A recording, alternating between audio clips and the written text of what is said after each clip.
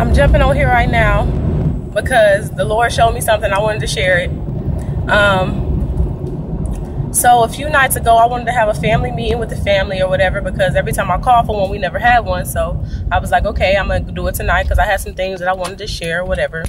Things that God's showing me, things that I would like to do and accomplish, things that's going to change so they're not caught off guard. So I scheduled the meeting and everything. It didn't end up happening, but before that, I kind of was getting upset because I got upset with one of my family members because they was trying to like kind of get out of it.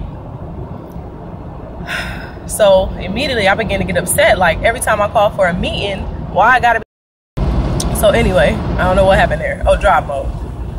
But anyway, so I was thinking like to myself, like, you know, why somebody else got to try to call out of it? Why it'll never come to pass when I set a meeting, whatever. So I started to get upset.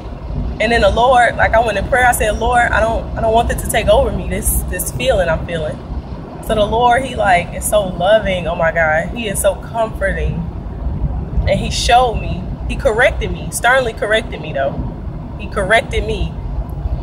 He basically corrected me through the Holy Spirit and was like, just because they got the title of, that's another thing. I was saying, these are believers. Like, why can't they just be with me? Like, we supposed to be there for one another. As believers, we're supposed to be there for one another. But it didn't end up happening how I wanted it to happen. But then the Lord ended up showing me through the Holy Spirit, like, just because somebody got the title of Christian, just because somebody got the title of believer, do not mean that they're going to be perfect. Christian don't mean that they're going to do you right all the time. Christian don't mean that they're going to be perfect with you all the time. Christian don't mean that they're going to do their best for you. Christian just means that I recognize that I'm sinful and nasty and that I need Jesus, who came and died on the cross for my sins, and I need to continually walk toward God or I will die a spiritual death. That's it. That's all Christian mean. Christian mean you know you're not perfect and you know you need Jesus. That's it. It don't mean that that person gonna be perfect. It don't mean that person gonna do you right. It don't mean that person gonna have your best interest, because we all flesh. Even though we of Christ and the flesh don't rule us no more, sometimes the flesh do get its way. So the Lord was showing me that to show me not to expect too much out of nobody. I ain't saying like I'm gonna be like, oh, I ain't expecting nothing out of you. If you don't want something done, you got to do it yourself. No, because that's pride. But what I'm saying is, if you ask somebody to do something, don't hold them 100% accountable. Don't put your trust and your faith in that.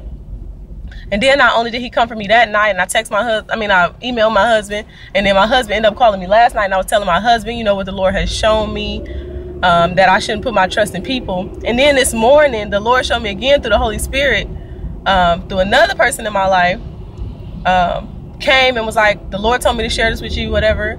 So when she told me, it was like confirmation. It was like the Lord telling me again to know, so I can know that it was him.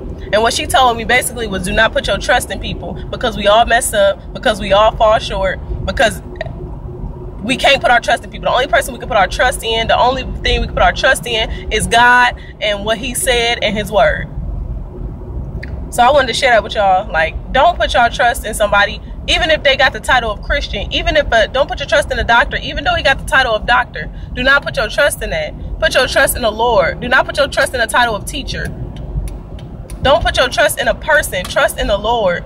That way, when these people do end up doing you wrong, or they do you wrong and they wasn't really trying to do you wrong, or whatever wrong may come of it, your trust is in the Lord, so you ain't hurt and you ain't harmed in any way, and you ain't mad and you ain't too upset. I ain't saying we ain't gonna get upset, because we human. Humans have feelings and emotions, and we gonna get upset sometimes. But don't let what somebody ain't doing get you out of the joy of the Lord. And the Lord showed me something else too. He showed me, because while my mother-in-law was talking, the Lord was showing me something else. Ain't he so beautiful? He'll be speaking to you one thing and showing you another thing at the same time.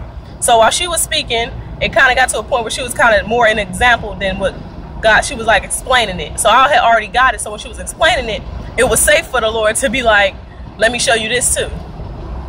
So the Lord also showed me that the enemy. Okay, sometimes in the church, it may be one person got joy, the other person is in sadness. One person is in sadness, the other person got joy. That ain't right.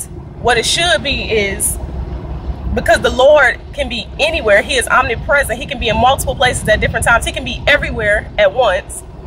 Our joy in the Lord should be everywhere at once. We should always have that joy no matter what's going on in our life, because our omnipotent God, our eternal God, our God who can be anywhere at all times, his spirit is in us. So that joy should be everlasting. Even though we might be sad, going through something, that joy of the Lord should still be in us. Now the devil, he can't be everywhere at one time. He comes to steal, kill, and destroy. He roams to see who he may devour. He roams the earth seeking whom he may devour. He can't be everywhere at once. So that's the reason why some of us, we may feel down for a season, then we back up and we rejoicing. Or we may feel down for a day and we back up and we rejoicing, because the enemy can't stay. He's not eternal. He's not omnipotent. So his power only works. He try and get us to lead us toward death, but his power only works for so long. His limited power can only work for so long against those who are in the Lord, when we find our joy in the Lord. So when the enemy trying to attack us, we're supposed to fight back with the weapons of the Lord, because it's not our battle, it's the Lord's. We're supposed to come against whatever he's trying to tell us to do, whatever he's trying to convince us to do, what he's saying is right. It's only going to last for a moment. It's only supposed to last for a moment, because God is in us and his Holy Spirit is in us, and the joy of the Lord takes over. The joy of the Lord can't help but take over in the life of the believer, because God is an everywhere God. So wherever he is, he's in you through his Holy Spirit. Joy should be there. Whether you sad, happy, glad, joy should be there. The shame that the enemy trying to put on us should only last for like a second. Sometimes a day, sometimes 3 days it be lasting. But eventually we get back to the joy of the Lord, because that's what's in us eternally. But yes, I just wanted to share that. Don't put your faith in people. We all still flesh. Even whether that person is your husband, your wife, your best friend since y'all was in diapers. Do not put your trust in that person to where you think they ain't gonna never do you wrong, because sometimes we even do ourselves wrong. So how can we trust in each other when we even do ourselves wrong? The only one we can trust is God, our creator. And another thing, like, you don't want nobody putting all they trust in you, because you wouldn't want somebody putting you wouldn't want to put all your trust in somebody, because you don't want somebody putting all their trust in you, because you know that you fall, and you know that and no matter how hard we try, we still end up messing up sometime, because we still in this carnal flesh. But it don't rule us no more. Romans 6, it do not rule over us no more. We died. When Christ died, we died with him. So our body ain't subject to the law of sin and death no more. We still have flesh, but we ain't subject to it. It don't rule over us, that sin. But anyway, that's what I wanted to share. I hope it can inspire y'all or one person or whatever. But even if it's just me coming on here and just saying how it set me free. But the Lord is a comforter, and he'll comfort you. So now I don't look at people the same. Like, I ain't look at people like nothing. And if you can't put your trust in a believer, you dang sure can't put your trust in a non-believer, because the morals of the world, they this way one day, this way another day. Like, they change. They're not always the same. So don't put your trust in people.